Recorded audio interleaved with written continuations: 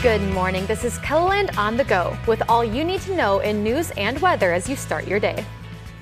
This morning, the crime tape is down and a Western Sioux Falls park is back open to the public. Sunday afternoon, 4 people were shot at Dunham Park. 29-year-old Josh Allen Jr. died of his injuries. 3 other men are hospitalized, including 2 with life-threatening injuries.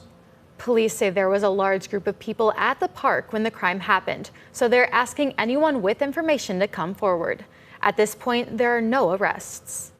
Police say it's too early to know if the crimes are connected, but several hours before the shooting at Dunham Park, police were called to a shooting outside a nightclub on West Madison Street.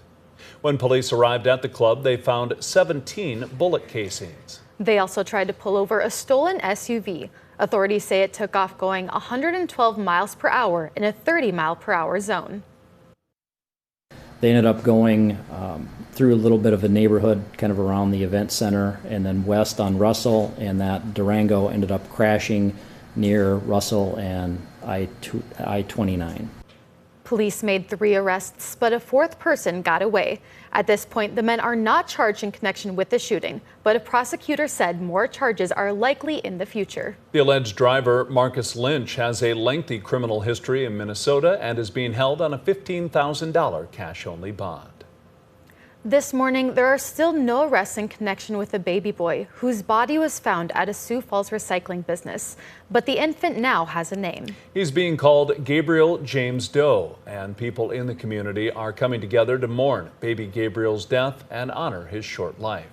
Everyone in the community is invited to a visitation today at the Miller Funeral Home Chapel on South Minnesota Avenue from 10 a.m. to 7 p.m. Baby Gabriel's funeral will be Wednesday morning at 10:30. His obituary says everyone is encouraged to attend. We've posted additional details on the services on KELOLAND.com. Now let's check in with meteorologist Scott Munt. Cooling down in southeast KELOLAND today, Scott. Yeah, temperatures today in the 70s and 80s for afternoon highs. There may be a couple of lingering showers early this morning. We'll have sunshine this afternoon and light winds. And the light winds tonight may help in getting some fog to go for tomorrow morning. High of 80 this afternoon in Sioux Falls, 75 in Aberdeen, 80 in Pierre, and 84 in Rapid City. Brian will have more details on your forecast coming up. Thanks, Scott. When severe weather is in the air, our meteorologists here at KELOLAND aren't the only ones looking out for you. Volunteer storm spotters across South Dakota counties are also keeping watch. After possible severe weather is detected, dispatch notifies spotters in the affected area. The dispatch center will send out, like for a certain fire department to go out and look. We don't do the whole county at one time. It'll be specified for the area of the county that can possibly be affected. Storm spotters report directly to the National Weather Service. They can also receive training each year. The Sioux Falls School District wants the community to show up for students. It's all a part of the district's new campaign aimed at improving school attendance. Summer interns at Click, Rain, and Lemonly came up with the Show Up campaign. Not only is the message for students, families, and staff, but also the community. There's just a need for our community to be able to step into the schools and help those schools. And if they contact the local principal in that area, they'll help them to give them ideas of different ways that they can help the school. Mentors is a big part of that, no question about it. The campaign includes billboards, t-shirts, and social media ads. Hoon Speedway in Brandon is preparing for its biggest event of the season for the 2nd time. The Hoon High Bank Nationals was postponed due to heavy rain and flooding in June and will now take center stage for 3 consecutive nights over Labor Day weekend. General Manager Doug Johnson is looking to end the summer on a high note. It's easy when you have good people in place. I mean, we've had a really busy stretch here the last probably 30 days with the Jackson Nationals and everything we've got going on here. But, we'll definitely be ready come Friday and really looking forward to a big event this weekend. The Housat's Hustle is Friday, followed by the High Bank Nationals on Saturday and Sunday.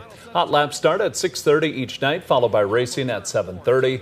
We provided a link with ticket information under this story on KELOLAND.com. That's a look at some of our top stories. Now let's get one last look at your weather with meteorologist Brian Karstens. Brian? All right, weather update this morning. Well, Sioux Falls had actually pretty good thunderstorm last night. We've had several in-town reports of around 2/3 of an inch to 3/4 of an inch. The airport actually will come in now more than 400s. They actually had about 7,800s, and we're compiling a report here at KELOLAND.com on that, on our Storm Center update. So make sure you check that out. Going forward now, the rain, the pockets of severe weather, all of that now migrating into Minnesota and Wisconsin. We are seeing some cooler weather today in Sioux Falls. Not going to hit 92. We're going to be closer to 80 later on this afternoon. And most of these numbers, too, will be at least in the mid-70s to around 80 as we wrap up this Tuesday afternoon. What's next? Well, we'll see tonight, partly cloudy conditions, and then tomorrow we're going to be coming back here with a stronger southeasterly wind. That's going to help to propel those temperatures in central South Dakota into the low 90s, I think around Pierre. Even warmer than that out around Phillip. But then maybe we spark some storms in the north central. That's something we'll continue to watch here in the Storm Center, and then a chance of rain that'll spill over toward Aberdeen and Sioux Falls as we kick off your Thursday morning. Highs today, 81 Yankton, 75 in Watertown, and also in Brookings, 84 degrees in Rapid City. Forecast tonight, low temperatures into the mid and upper 50s to around 60. And then tomorrow, if we have any fog in the morning across southwest Minnesota, that should lift. Highs are generally 80s east, hotter in western South Dakota, that 94 showing up here in Rapid City.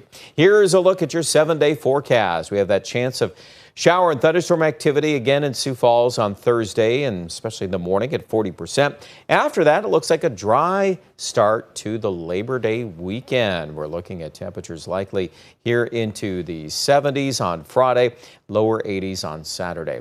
Here's a look at the forecast there for Aberdeen and the Northeast. We're looking at temperatures into the mid-80s tomorrow, that chance of rain Wednesday night into early Thursday.